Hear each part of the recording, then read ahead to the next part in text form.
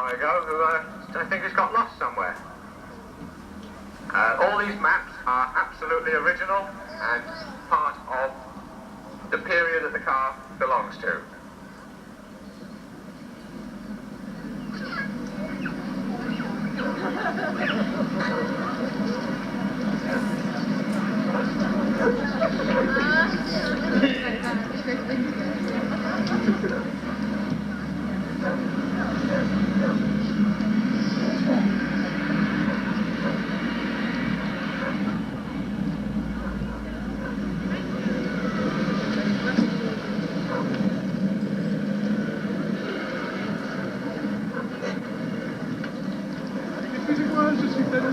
Peter, would you park your car the other way? The photographers are complaining that when you face this way, they've got to look into the sun to get the front of the cars, and they want everybody facing the other way.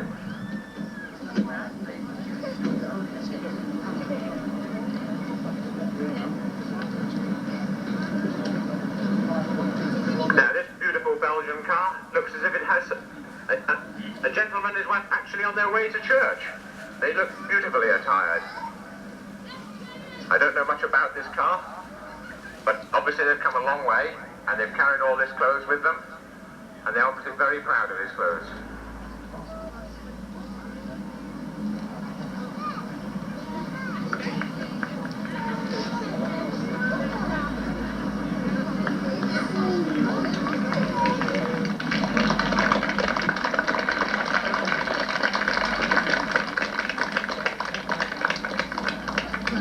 It even looks like a period box brownie. I said done or diverted on the way. So I think that alone is worthwhile. Never mind having those clothes so beautifully packed to arrive here in that sort of condition.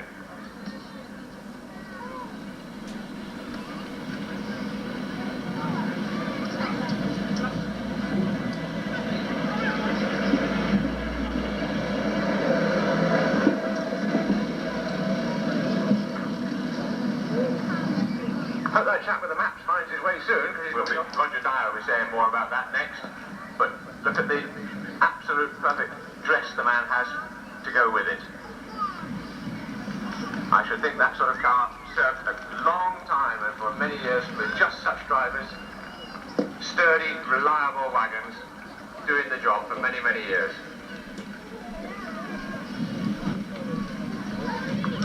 Can you go on round? One more. Let all the spectators have a good look.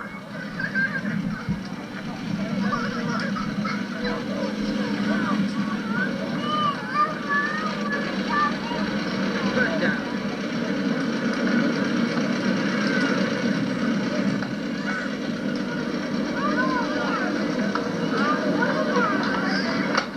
This is a very nice example of the B2 Normand. The next vehicle will be Mr. Nick White's,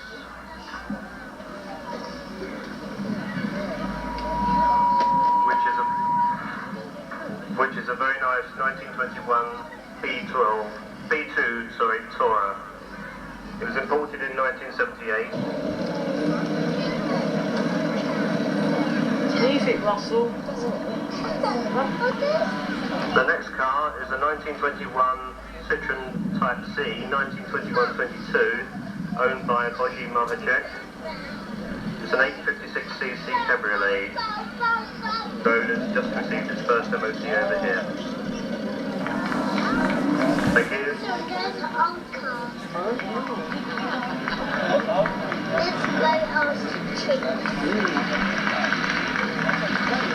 Mr. Colin Reeves from Gloucester in his C3 type camionette, very rare vehicle, recently found in Wales. It was probably imported many years ago.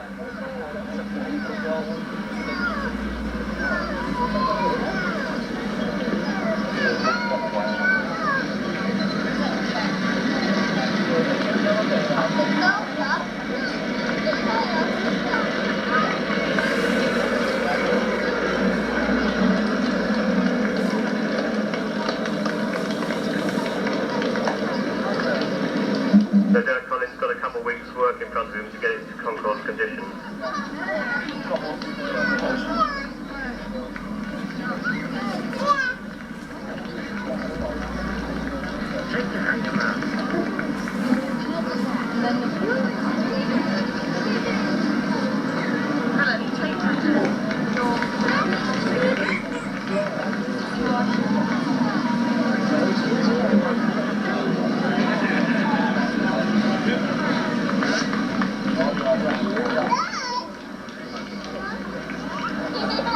antennas, very nice yellow cloak leaf sports, early 1922.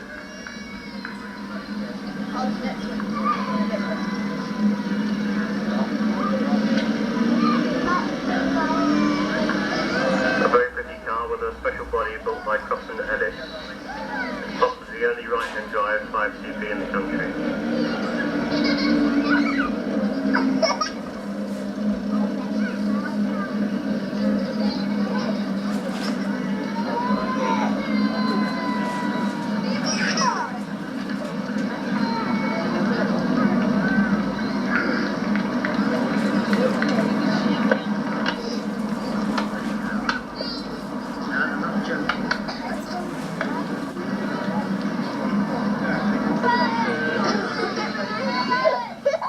Thanks, Martin.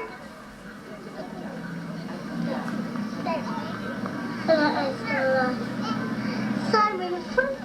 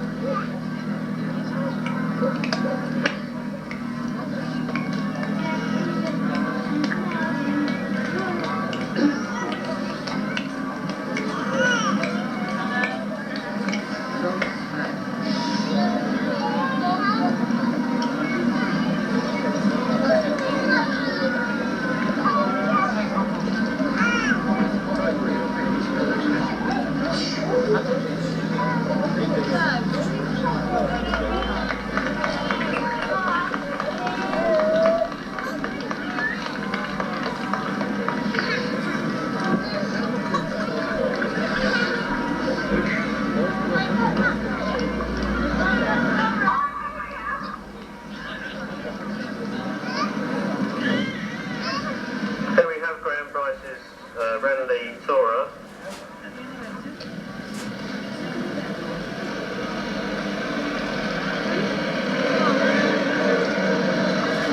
He's owned the car for the last 6 years. It's believed to be the only surviving type in the UK. Built in 1934. We're doing a single turn and then all the tractions are welcome to come into the arena. Specials, well-dressed or any other.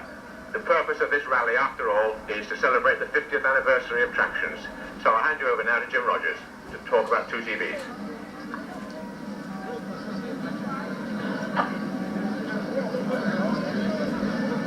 2CV GB. The first vehicle that we have here is Jim Gibson's 1957 2CV. Its place of origin was France. It's done 32,300 kilometres, but I'm told that the chap who sold it to him didn't warrant that as genuine. It was used in France up till 1970, and it was imported in September 1970. It had one UK-led owner until 1976, when it was sold complete with the contents of the house, but I believe they weren't actually in the vehicle at the time. It was then left derelict for 7 years until it was purchased by Jim Gibson, who's chairman of 2CVGB now. He towed it home and the brakes actually still worked. The bodywork and general trim was remarkably sound. The car features, as all cars of that time, 400 series Michelin tyres, 6-volt electrics, 425cc engine. General restoration work is being undertaken as and when time permits. And Jim's hoping that the car will look a little smarter than this by the 2CV World meeting next year. We now have a 2CV AZ, 1960. This originates from France. The mileage is unknown. It's had quite a few owners. It was in France for the first 16 years of its life. In the UK since 1976, it's had quite a few owners in the UK as well. The last one carrying out a good deal of work. Martin Broderick, who is its current owner, has kept the car well maintained, and it's very presentable now, and it's carried out quite a bit more work since he's had it. The car following that is Rob Sanson's 1961 2CV, and as you'll probably notice now, the bonnet is now very similar to the sort of bonnet seen on more modern 2CVs. The other bonnet is the triple bonnet. This vehicle originates from Belgium, and it has 104,000 kilometres on the clock. Well, actually only 4,000 on the clock, the other 100 will have slipped away past. It was imported in 1970, and it was painted orange, which seems a bit sad to learn. And then it was laid up between 1975 and 1983. Since then, it was restored during 1983 and 1984. The mechanics are all original, although it's had to have new floors and sills, which won't be a dreadful surprise, I don't think, to a lot of people who are much later 2CVs. Thank you, Rob. This next vehicle coming up is probably one of the most interesting vehicles that we've got here with the 2CV Club, being Bob McQueen's 2CV Sahara. This was manufactured in 1965 in France and was first registered in Nigeria. When asked how many miles it had done, Bob said lots. It was bought by an English professor in Nigeria in 1965 and driven to England overland in 1967. And then it was driven back to Nigeria again in 1969. Came to England in 1981 by air, I didn't realise it would fly. And it was bought by Bob McQueen in 1982, when it was in very poor condition. He's still restoring it, although looking at it now, it looks very much better than it did when I first saw it. For those people who don't know Bob McQueen, which probably aren't very many of you, Bob was founder member and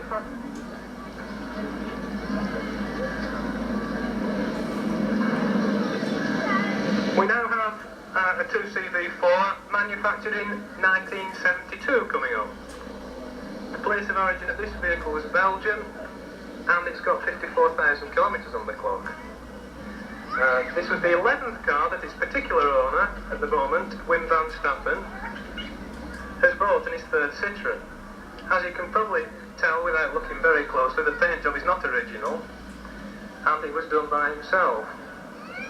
The roof is also self-made, and that was made by a friend of Wim's in polyester, and it opens halfway. The motor is an Amiens rebuild, which had over 100,000 miles on it when that went into the vehicle. And the gearbox is a Diane 6 gearbox. This will mean that it has rather more power than it would have originally had, and it will also be higher geared, so it should be able to cruise at quite a reasonable speed. But it's a spot, but in that it's a spot without the usual spots of rust that seem to appear on most of them. It's a very clean example of this particular mark. It was produced in 1976, and the garage where it originated from was in the UK, in Bromley, which is in Kent. It has 51,000 miles on the clock. The present owner is unaware of what its history was up to 1981. It was introduced to the present owner's stroke husband, the twin part. So it's covered 13,000 miles during this time. It's mainly used as a second car. The driver and owner is Doreen Hales, who a lot of you will recognise as she runs to...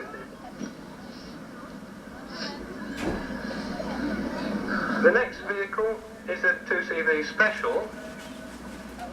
This is the 2CV which is still currently in production, which is what you might call a basic 2CV. For those people not used to 2CVs, I think most people think 2CVs are basic anyway, but the 2CV Special is even more basic. And that has a very small speedo. It doesn't have an interior light. It has the round headlamps, which I personally prefer, but that's a matter of opinion, obviously. It has the clips on the outside of the roof instead of on the inside. It doesn't have such things as cigar lighters, rev counters, and all these sort of things, which neither does the 2CV Club. The particular vehicle that's being driven around now is a 1984 model. It originated in Belgium, and the mileage is a little over 6,000. It was collected in March of this year and was taken to the Waggle meeting. It has some extras in it. It has a radio, which of course you will be able to hear when the roof is closed. It's being taken to the Waggle meeting. It's got stone guards on it, and Babs Phillips, who is driving it, is wife of Doug Phillips, who many of you will know, because Doug Phillips ran 2CV Club. This, for many years, was the standard 2CV available in this country, with the square headlights and the more standard 2CV speed out. That is being driven by Jack Hawkhead. That was manufactured in 1981. It has 27,000 miles on the clock, and it's English, as you can see through it. It's a 2CV Club, which is basically the same as Jack's vehicle, but it also has the adventure kit on it. It's been personal transport of Mr. Gibson since 1981 when he bought it new. He put the adventure kit on in December 1982. It has virtually every conceivable extra from Citroen and elsewhere, and he hates to think of how much it cost him. The wings modified in metal work to adventure pattern. Ami Super wheel shod with the 135 by 15 ZX Michelins. It has a 4-speaker stereo system in, CB, burglar alarms, sports steering wheel, sump guard, etc. 2CV Charleston, this particular one is a yellow and black one. When the Charleston first came out a few years back, it was maroon and black, and then the yellow one came out later on. As you will notice, they have the headlamps as on the special. The very first Charleston had square headlamps on, but they all have these round ones on now with the chromium plating on them. The Charlestons have appeared to be fairly successful in that they first came out as a limited edition, and then further limited editions have come out ever since then. This particular one is owned by Chris Harvey and Dave Harvey. It was manufactured in 1982, made in Cremant. This is the grey and darker grey Charleston. That was manufactured in 1981, not very long since. Being driven around by Chris Coleman. The mileage on it, this is being driven by Jeff Thompson, who is a Northwest twin pot puddle jumper. Looking at the car just at the moment, it doesn't look like it's been through that many puddles of late, although it could probably do with a bit of a wash, but it'll probably kill me for saying that. It was manufactured in 1983, it's just over a year old now, and it's done 17,500 miles. It certainly has to work fairly hard for its living. It was bought from new by Jeff, who since then has tried in many ways to wear it out, but it still seems to be running fairly well.